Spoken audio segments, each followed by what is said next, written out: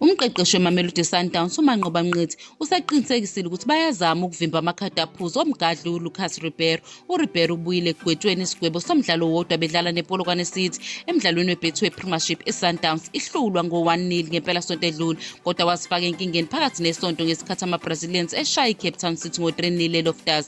Mngqithi uvumile ukuthi ukhathazekile ngerekhodi lokuqondisa isigwegwe. Ngingasho ngithi okusikhathaza kakhulu ukuthi uyayithola indlela yokuthola amakhadi, ngisho nalapho bekunzima khona ukuthi alithole ngoba lento ayenza esemqeni ibingenasidingo, kusho Mngqithi. Kwesinye isikhathi kumele wazi ukuthi uma usebenza nabantu baseNingizimu Melika bacabanga ngendlela ehlukile futhi banikeza ngakho konke emidlalweni, okuyinto ngezinye izikhathi ebabangela izinkinga zamakhadi.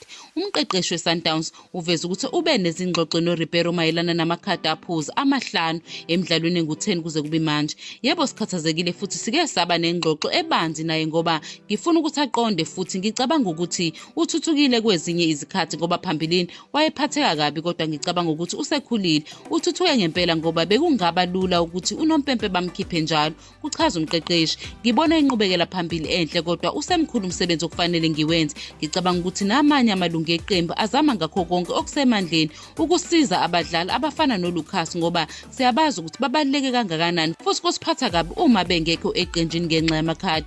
Mngqithi ubuye wabuzwa ngesikhathi esilinganiselwe somdlalo wasemuva uKobamelo Sange obeqala ngqa ukusayiniswa yiqembu kule sizini, kodwa osadlala imidlalo emine kuphela kuyona yonke imiqhudelwano. Ngicabanga ukuthi uzijwayeza kahle ukuthi inzima kakhulu le ndawo. Ngesikhathi ethola amathuba ambalwa awatholile ngajabula ngaye. Simnike ithuba sibhekene neMbabane Swallows, washaya igoli wathola nomsizi enezela. Simnike ithuba esidlala nePolokwane City, engicabanga ukuthi naye udlale kahle futhi ngicabanga ukuthi usasondele kakhulu ekuziqiniseni kuPSL. Ungumdlali webhola sezingeni eliphezulu. Simlethe ngoba siyazi ukuthi ukwazi ukwenzani, kodwa ukuthi kunzima impela.